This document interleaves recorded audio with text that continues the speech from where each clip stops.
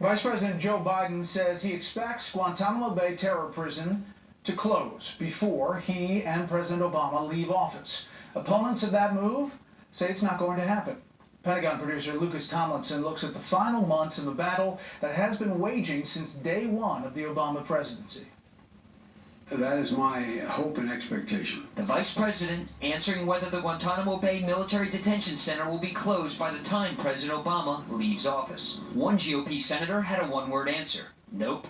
Critics say only hardcore jihadists are left at the controversial facility, some who could potentially return to terrorism. President Obama's own Guantanamo Review Task Force determined that most of the remaining detainees were too dangerous to transfer. And right now what's happening is that a lot of these detainees who were supposed to be tried or held indefinitely are now being approved for transfer. Earlier this month, the Pentagon transferred 15 detainees from Gitmo to the United Arab Emirates, the largest transfer under President Obama to date.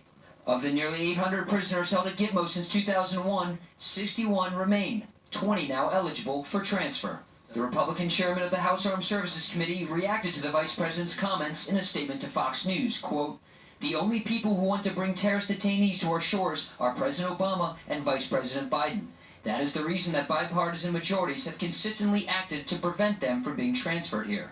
The Pentagon spokesman says the defense secretary knows some individuals must remain in custody. There are some detainees at Guantanamo who absolutely should not be released, and he has no plans to release them. But he also believes that it can be done safely and perhaps more economically to house those detainees in a facility here in the United States. This week, Abu Zubaydah faced an interagency review board similar to a parole hearing. He is considered a high-value detainee because of his close ties to Osama bin Laden and other high-ranking al-Qaeda leaders. His profile sheet says he was, quote, generally aware of the impending 9/11 attacks, and some of his former colleagues continue to engage in terrorist activities.